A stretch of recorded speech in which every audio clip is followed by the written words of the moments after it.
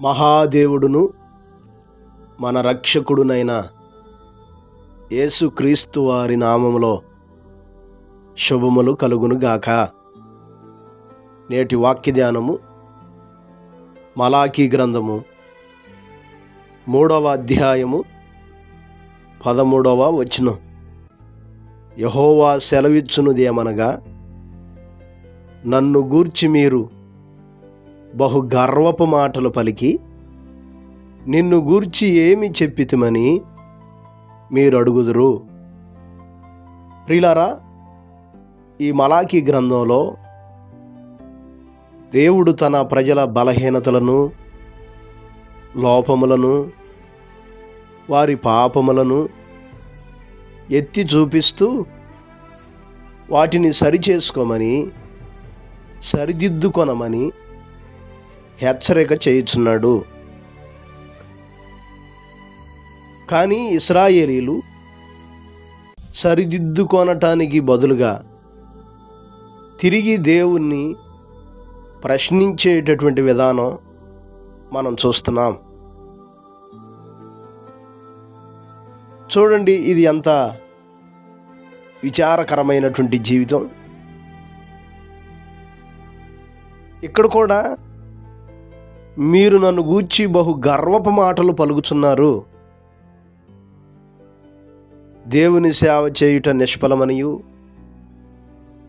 ఆయన ఆజ్ఞలు గైకొని ఆయన వైపుకు తిరుగుట ప్రయోజనం ఏమీ లేదని పలుకుతూ మీరు నాకు విరోధంగా వ్యవహరిస్తున్నారని దేవుడు మాట్లాడుతూ ఉంటే, నిన్ను గూర్చి మేము ఏం చెప్పితమని మరలా వారు తిరిగి ప్రశ్నించేటటువంటి స్థితిలో ఉండటం మనం చూస్తున్నాం. ప్రియులారా, నేటి దినాల్లో కూడా ఇటువంటి వారిని చాలామందిని మనం చూస్తున్నాం.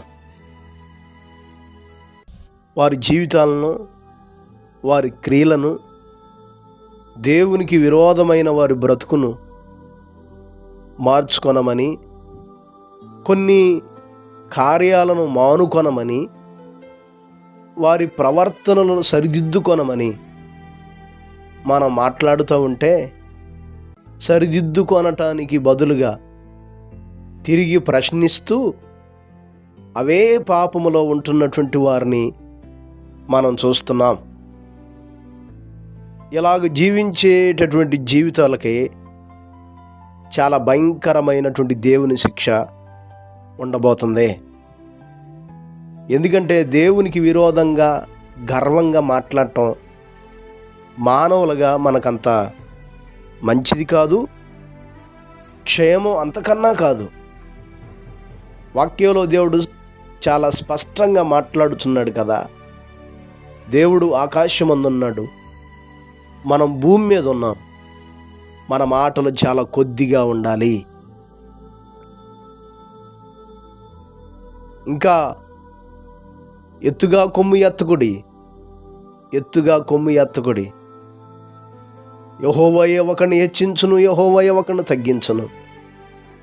గర్వముగా మాట్లాడొద్దు, పొగరబట్టి మాట్లాడొద్దు, అహంకారులుగా ఉండొద్దని దేవుడు గర్విష్ఠులకి, అహంకారులకు సెలవిచ్చుచున్నాడు.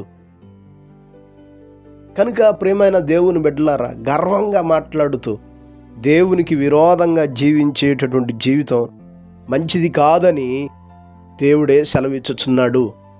ఈ మాటలు వింటున్నటువంటి మన జీవితాలను పరిశీలించుకుందాం. నీవు ఎలాగ మాట్లాడుతున్నావు? నీవు ఎటువంటి స్థితిలో ఉంటున్నావు? గర్వంతో వ్యవహరిస్తున్నావా?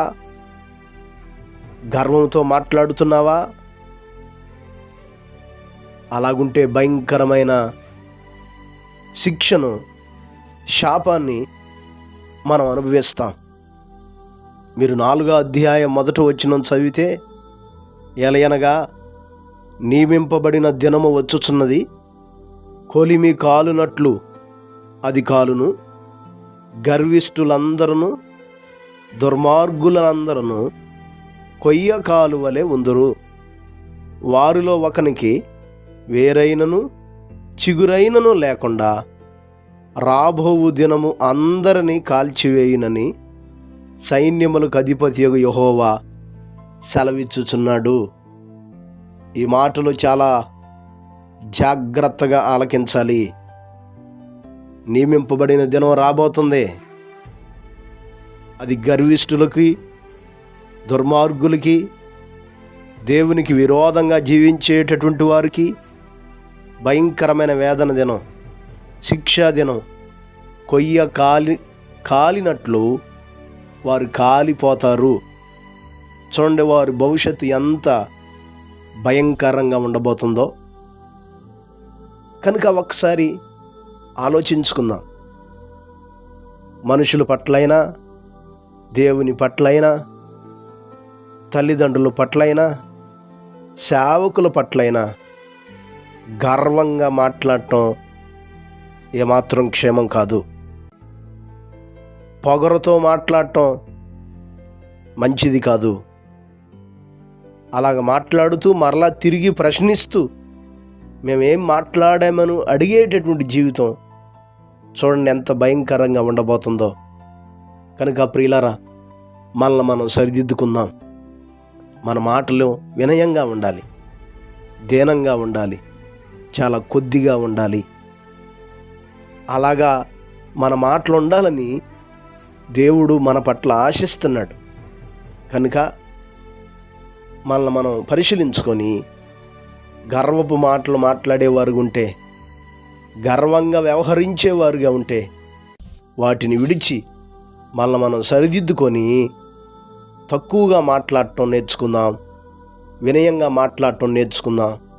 దేవుడు అనుగ్రహించే ప్రతి ఈవిని పొందుకుందాం. అట్టి కృపను దేవుడు మనకు దయచేయును గాక.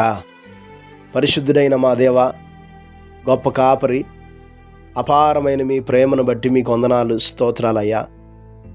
ఈ ఉదయకాల సమయంలో మీరు మాతో మాట్లాడుతూ వచ్చారు తండ్రి. మేము గర్వంగా మాట్లాడటం మంచిది కాదని, అది ఏమాత్రం మాకు క్షేమము కాదని మీరు మాతో మాట్లాడుతూ వచ్చారయ్యా. మీకు విరోధమైన ప్రతి చర్యలను, మీకు విరోధమైన ప్రతి జీవితాన్ని సరిదిద్దుకొనగలిగినటువంటి భాగ్యమును ప్రతి ఒక్కరికి దయచేయండి స్వామి. మీకు స్తోత్రాలు. ఈ రోజంతా మీ సన్నిధిని తోడుగా ఉంచండి. మీ కృపలతో ఆవరింపచేస్తూ మీరే ప్రతి ఒక్కరికి నాయనా అయా తోడుగా ఉండి బలపరుస్తూ కృప చూపమని యేసు నామమున అడిగి వేడుకొనుచున్నాము తండ్రి. ఆమెన్.